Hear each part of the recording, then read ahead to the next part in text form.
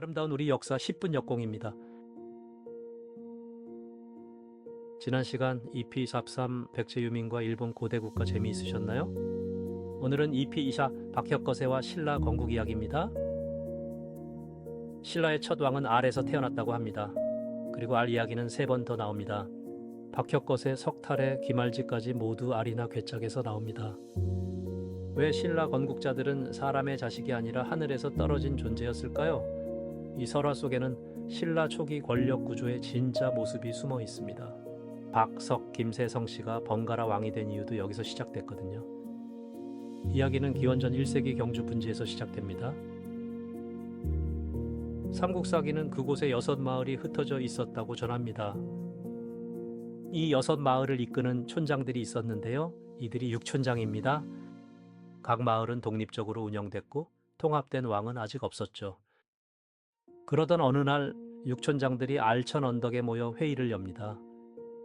건은 단 하나, 우리를 이끌 군주가 필요하다는 것이었습니다.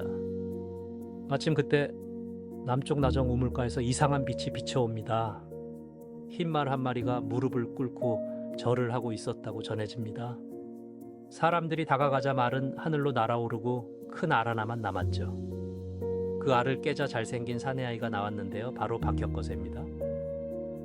박이라는 성은 아리박처럼 둥글게 생겼다고 해서 붙은 이름입니다. 혁거세는 세상을 밝게 다스린다는 뜻을 담고 있었다고 합니다. 육촌장들은 이 아이를 신이 보낸 존재로 받아들였는데요. 그 자리에서 왕으로 추대했습니다. 그때 박혁거세의 나이는 13살이었다고 전해지는데요. 신라의 첫 임금이 된 순간이었죠. 나라 이름은 서라벌이라고 했는데요. 이게 훗날 신라로 이어지는 첫 출발점이었습니다. 그런데 같은 날 또 하나의 신비한 일이 벌어졌는데요. 아령 우물가에 용이 나타났다고 합니다. 그 용의 옆구리에서 여자아이가 태어났다고 전해지는데요. 이름이 아령이었습니다. 아령은 자라서 박혁거세의 왕비가 되었는데요. 두 사람을 신레선 이성으로 모셨습니다. 신라 사람들은 이 부부를 두 성인이라 부르며 받들었는데요. 건국의 상징이 되었죠. 그런데 신라의 신비한 탄생 이야기는 여기서 끝이 아니었는데요. 또 한 사람이 등장합니다. 바닷가에 커다란 괴짝 하나가 떠밀려 왔다고 하는데요. 그 안에서 한 사내아이가 나왔습니다. 이 아이가 바로 석탈해였는데요. 훗날 신라의 4번째 왕이 된 인물이었습니다. 석탈해는 본래 다파나국의 왕자였다는 기록이 있는데요. 알에서 태어났다고 전해집니다. 그 나라에선 알을 불길하다고 여겼는데요. 그래서 괴짝에 넣어 바다로 흘려보냈다고 합니다. 그 괴짝이 신라 해안에 닿은 거였는데요. 석탈해라는 이름도 여기서 비롯되었습니다. 석은 괴짝을 풀고 나왔다는 뜻이었고요. 탈해는 알에서 벗어나 풀려났다는 뜻이었죠. 이렇게 신라의 2번째 알 이야기가 자리 잡았는데요. 그런데 이게 끝이 아니었습니다. 3번째 신비한 이야기의 주인공은 기말지였는데요. 등장 방식이 또 달랐습니다. 어느 날 시림이라는 숲에서 닭 울음소리가 들렸다고 하는데요.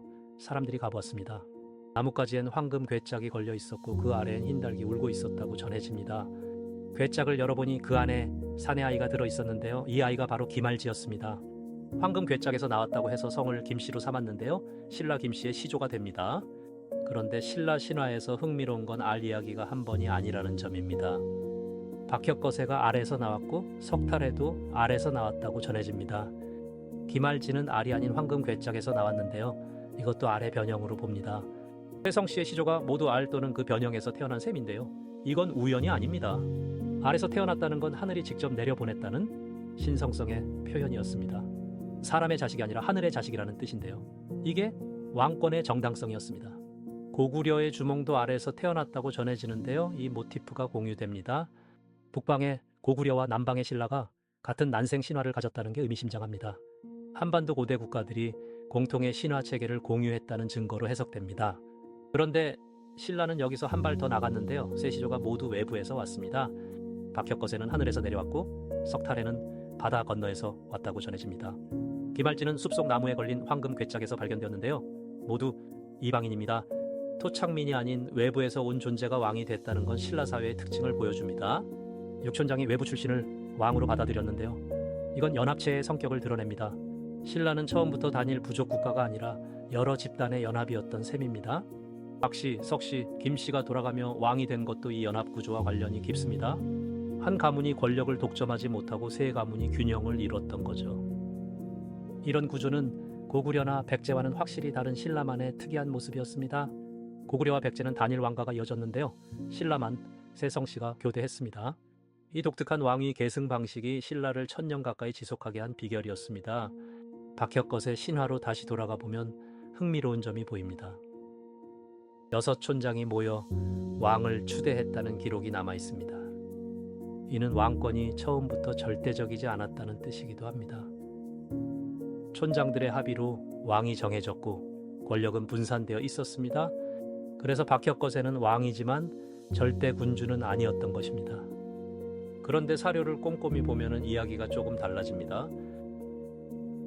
박혁것의 알이 발견된 곳은 양산촌 우물가였다고 전해집니다.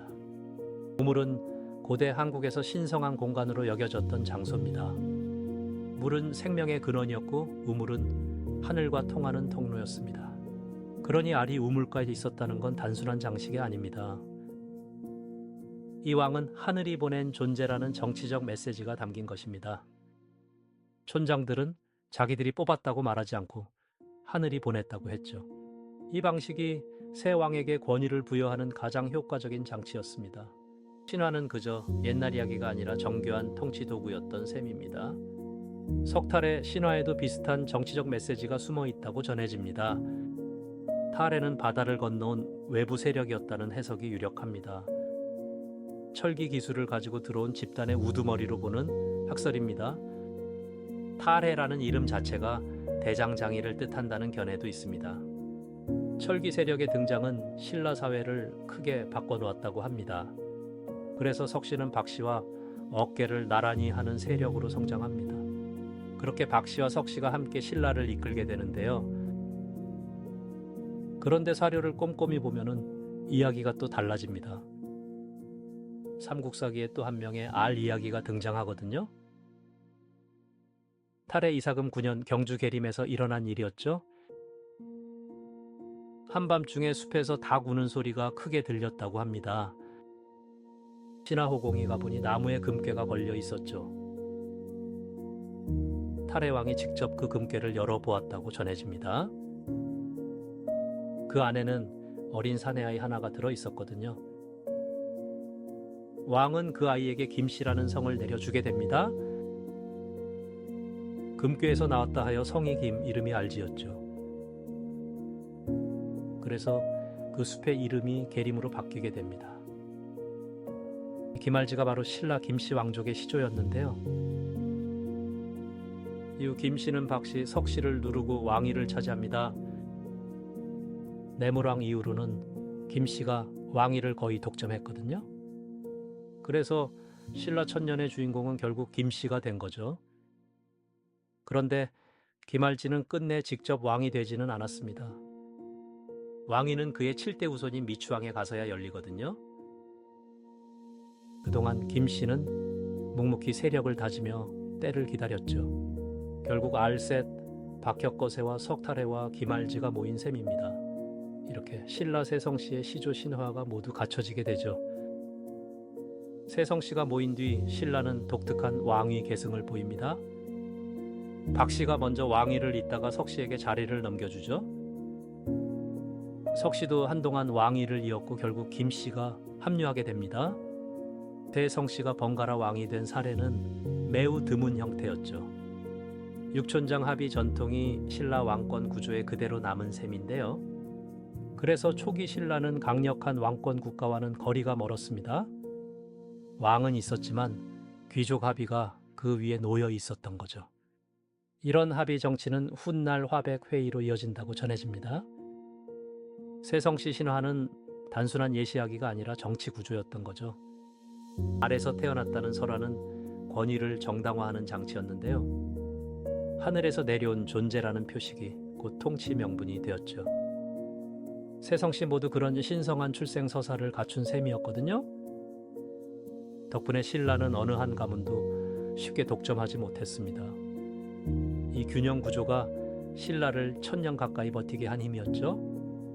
알세계에서 시작된 이야기가 천년왕국의 뼈대였던 겁니다. 그리고 신라가 왜 세성씨가 돌아가며 왕이 됐는지 다음 편에서 풀어봅니다. 역사는 현재의 거울이라고 합니다. 사실을 바로 알고 옳고 그름을 스스로 판단하는 것. 그게 우리가 역사를 공부하는 진짜 이유 아닐까요? 구독과 좋아요, 알림 설정 잊지 마세요.